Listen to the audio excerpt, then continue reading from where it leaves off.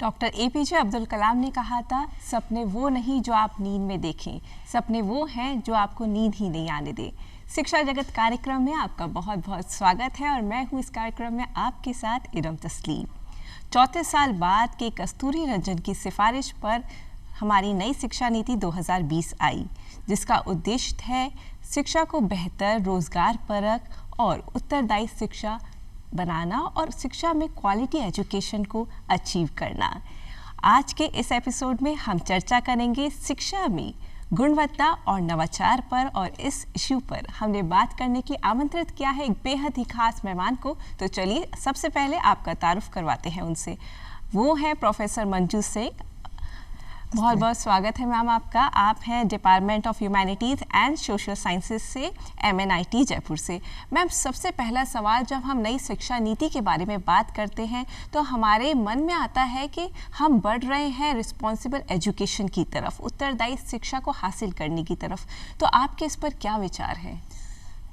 नई शिक्षा नीति एक तरीके से आमूल चूल परिवर्तन करने की तरह हमारे सामने आई है। जी जी।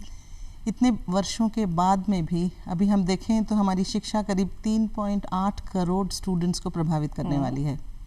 हम जानते हैं कि अभी तक ऐसी कई समस्याएं हमारे सामने आई हैं जिनका हम समाधान अभी हमारी जो करंट शिक्षा प्रणाली है, सिस्टम है, उससे हम दूर नहीं कर पा रहे थे।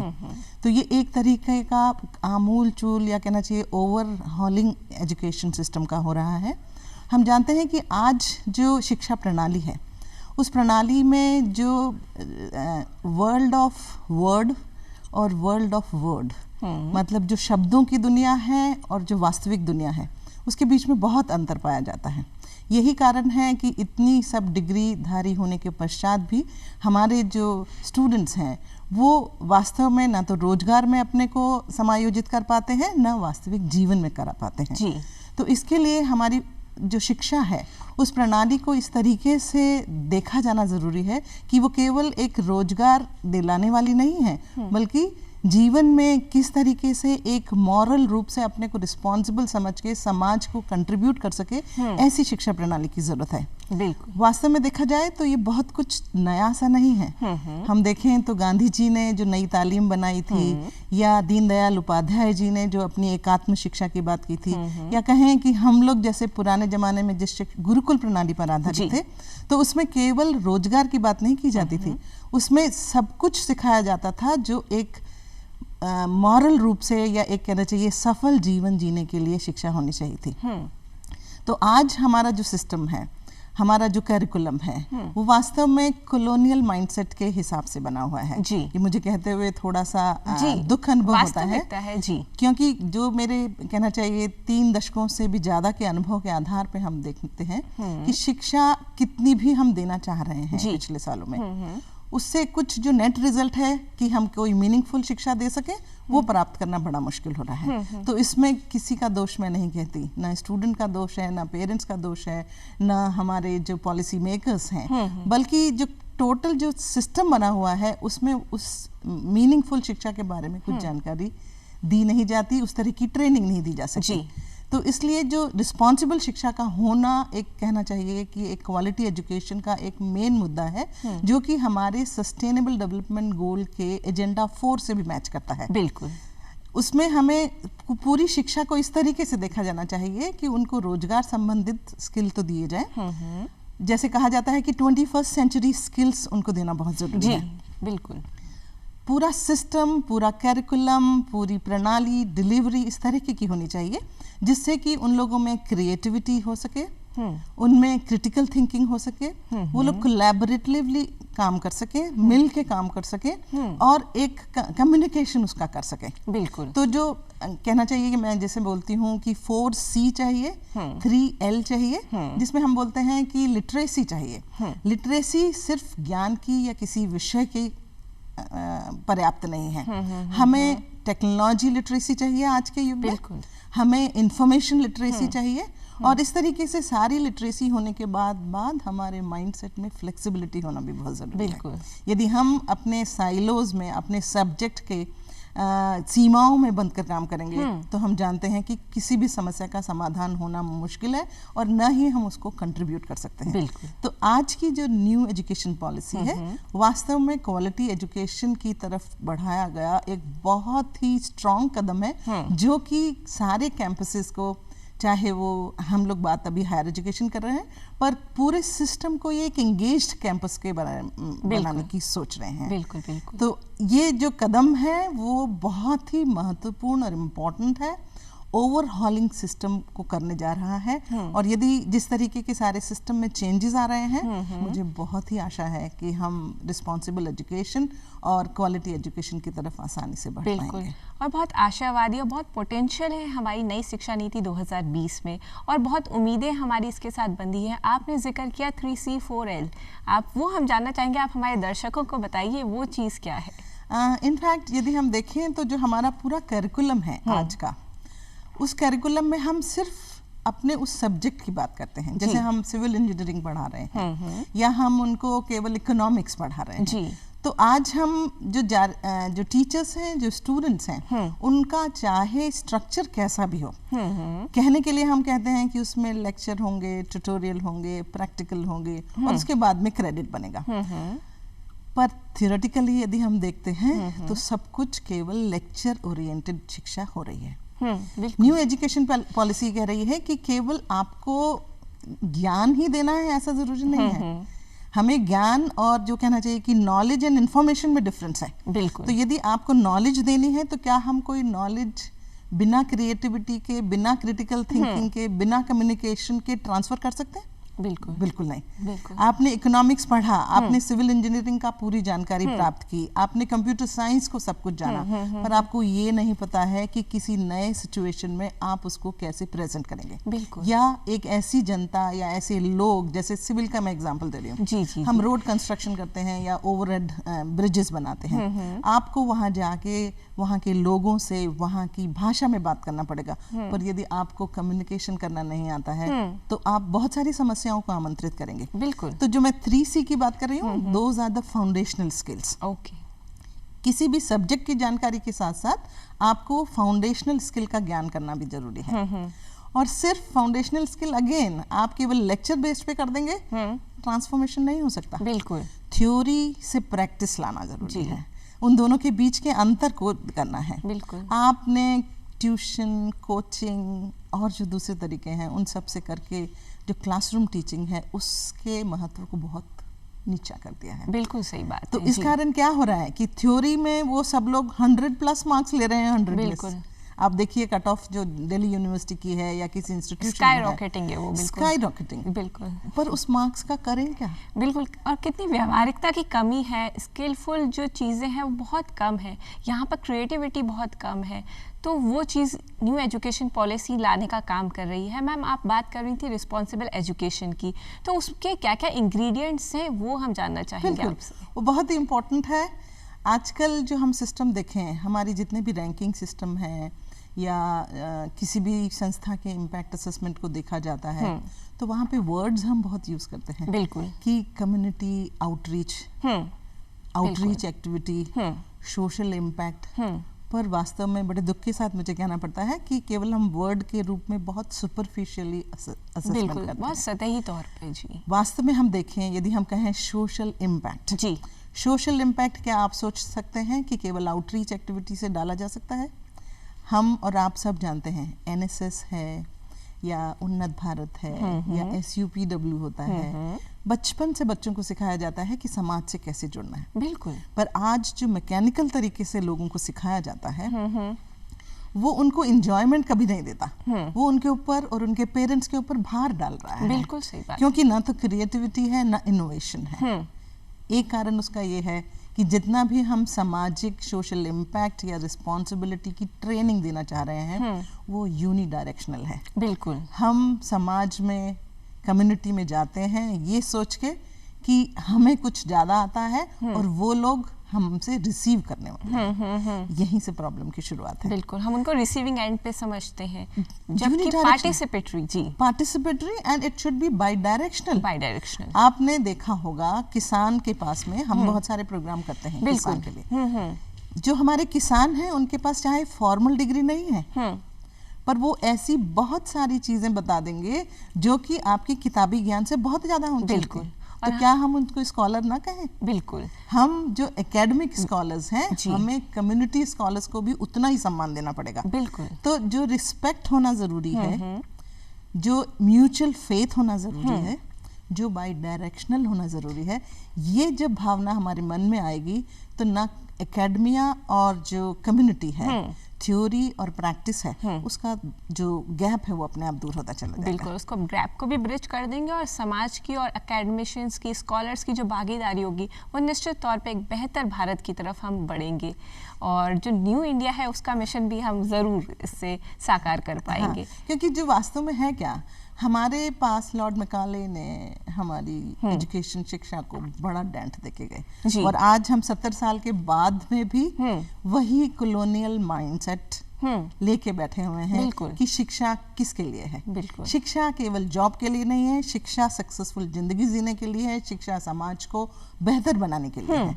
और ये तब आएगा जब हम so called academia, so called high profile लोग जो कि अपने को बहुत डिग्रीधारी मानते हैं, उनको ये समझना चाहिए कि ज्ञान किसी के पास में भी हो सकता है और हमें उनको बराबर इक्वल समझना चाहिए। So decolonization of knowledge is important. Very nice ma'am. जिससे कि हम लोगों को बराबर का हक दे सकें, सभी लोग आगे होके किसी समस्या का समाधान करने में एकजुट हो सके। सो कोलैबोरेशन जो मैंने कहा था, किसी भी समस्या का समाधान कोई एक व्यक्ति या कोई एक नेता या कोई एक जो कहना चाहिए कि ऑफिसर नहीं कर सकता। बिल्कुल। आज यदि सहभागिता की जरूरत होती है। आज हम कहें कि हमारे शहर में गंदगी ज्यादा रहती है, कैसे समाधान होगा? बिल्कुल, सब मिलजुल के उसका समाधान निकालेंगे, किसी एक पर्सन पे हम नहीं डिपेंड कर सकते। तो ये ट्रेनिंग जो माइंडसेट की ट्रेनिंग है, वो ये रिस्पॉन्सिबल एजुकेशन की ट्रेनिंग से आएगी। बिल्कुल। जब हम माने कि सब बराबर हैं,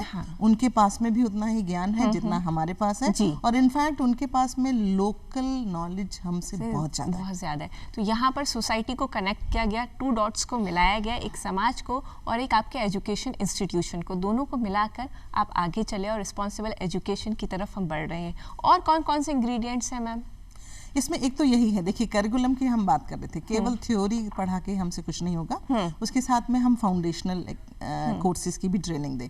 इसके अलावा एक्सपीरियंशियल लर्निंग भी देना जरूरी है। एक्सपीरियंस आप सडनली डिग्री पास करके उनको एक पूरे कहना चाहिए सागर में छोड़ दें कि आप एक्सपीरियंस लें, देन हमको पता चलता है कि जो हमारे सो कॉल्ड डिग्रीधारी graduates हैं, they are not able to adjust even if they are from IITs और NITs और बड़े institution, क्योंकि उनको हमने कभी एक्सपीरियंस दिया ही नहीं जी। तो इसलिए हमारी पूरी सिस्टम में एजुकेशन प्रोग्राम के डिज़ाइन में इस तरह का कहना चाहिए पार्ट होना चाहिए जिसमें कि उनको एक्सपीरियंस करने का मौका मिले।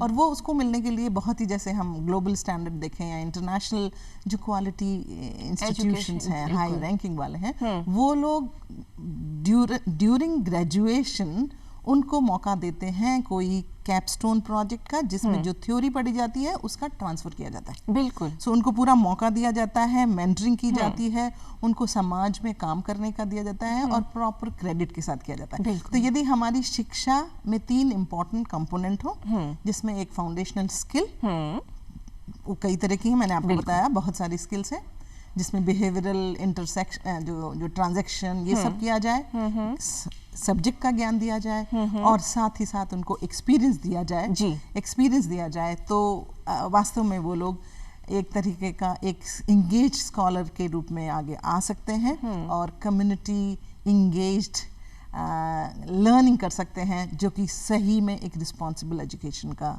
पार्ट हो सकता है। बहुत खूब मैम, बिल्कुल जिस तरह से आप बता रही हैं वाकई लग रहा है कि हम एक कदम आगे बढ़ रहे हैं, बेहतरीन की तरफ बढ़ रहे हैं। और मैम हम आगे चलते हैं, आपने बोला माइंडसेट को ट्रेन करना बहुत ज़रूरी है, यह आपने बोला टीचर्स और स्टूडेंट्स दोनों के संदर्भ में, पर स्पेसिफिक अगर हम टीचर्स की बात करें तो revamping of teachers, training of teachers ये बेहद ज़रूरी है नई शिक्षा नीति को लागू करने के लिए, क्योंकि टीचर्स जो हैं वो हमारे 10+2 से निकले हुए हैं और नई शिक्षा नीति जो है 5+3+3+4 स्कूल लेवल पे और हायर एजुकेशन में भी हम देखें बहुत ज़्यादा ट्रांसफॉर्म्ड हुई है। तो उसके लिए टीचर्स को किस तरह की ट्रेनिंग की आवश्यकता है और हमें क्या करना चाहिए कि टीचर्स इम्पार्ट कर सके क्वालिटी एजुकेशन? इसमें मेरा थोड़ा सा मतभेद है, केवल टीचर ही नहीं, मैं तो कह रही हूँ सारे स्टेक होल्डर्स को ट्रेन होने की जरूरत है। जो पॉलिसी बनाने वाला है जी, पॉलिसी अप्लाई करने वाला है जी, जो डिलीवरी करने वाला है टीचर्स जी, और जो रिसीवर्स हैं जी, और पेरेंट्स पे जी। आज यदि हम किसी स्कूल एजुकेशन को, जो सीधा हम कह रहे हैं कि स्किल रिलेटेड एजुकेशन की बात करें, और नर्सरी लेवल पर यदि कोई स्कूल कहता है कि हम आपके बच्चों को हाथ में पेन नहीं देंगे 6 साल की उम्र तक, कितने सारे पेरेंट्स इसके बारे में अपोजिशन करेंगे, अरे हमारा बच्चा पीछे रह जाएगा। तो सारे स्टेक होल्डर्स का ओरिएंटेशन करना जरूरी है, सेंसिटाइजेशन करना जरूरी है कि सही शिक्षा स्किल, एक्सपीरियंस और नॉलेज होती है जी। और इसके लिए अकॉर्डिंगली हमारी पॉलिसीज बनानी होंगी, हमारे ट्रेनिंग प्रोग्राम्स बनाने पड़ेंगे, जिससे कि जो पूरा जो कह रहे हैं ना रीवैम्पिंग ऑफ एजुकेशन सिस्टम है, तो वो तभी हो सकेगी कि हमारा माइंडसेट बदले। मुझे कहते हुए मतलब कई बार काफ़ी दुख होता है कि जब हम बात करते हैं तो humanities and social science subject को उतनी इम्पोर्टेंस कभी नहीं दी जाती जितनी कि दी जानी चाहिए। और एक कारण वही है कि उसके कारण दूसरे जितने भी सब्जेक्ट्स हैं उनका कहना चाहिए इम्प्लीमेंटेशन या उसका यूज़ सक्सेसफुल नहीं हो सकता है जी।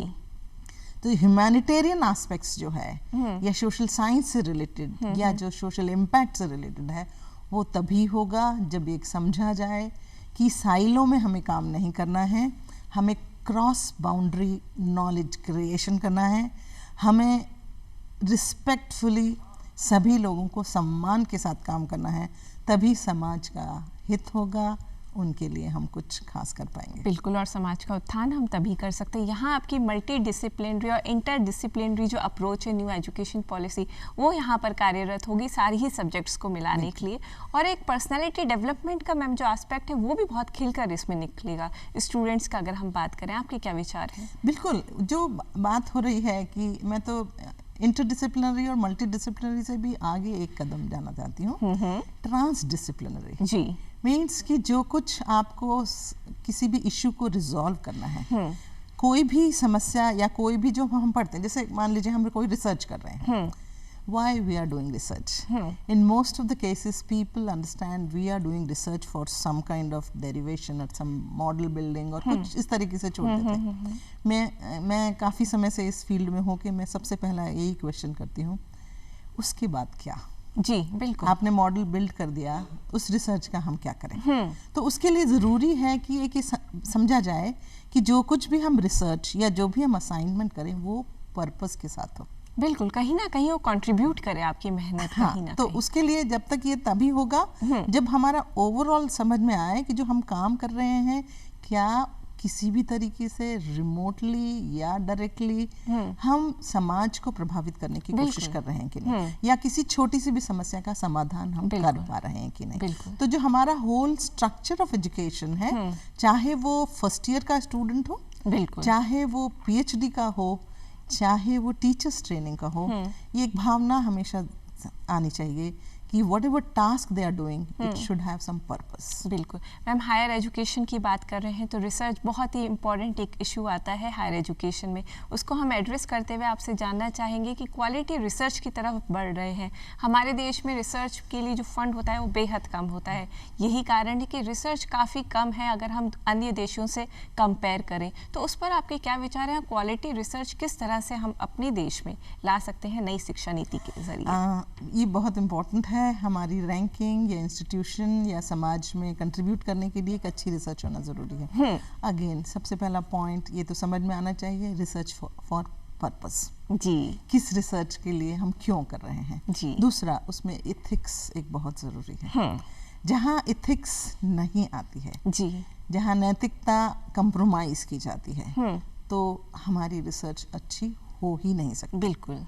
तो ये जो ट्रेनिंग है, देखिए ये ट्रेनिंग आप आके रिसर्च के पॉइंट पर आकर देंगे, ऐसा नहीं है जी। ये ट्रेनिंग शुरू से बचपन से होनी चाहिए, जब भी हम वहाँ तक उसका परिणाम देख सकेंगे।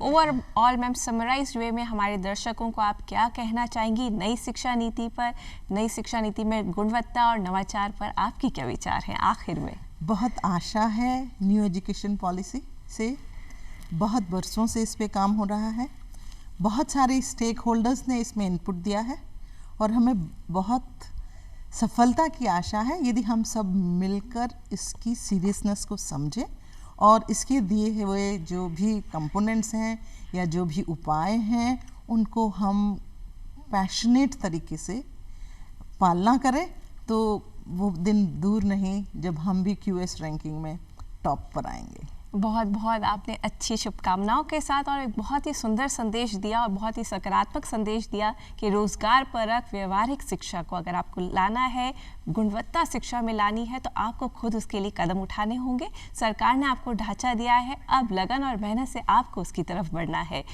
और आखिर में चलते चलते यही कहेंगे आपसे कि घायल तो हर एक परिंदा है, लेकिन जो घिर कर भी उड़ गया वही जिंदा है। अब इजाज़त दीजिए इरम तस्लीम को। नमस्कार।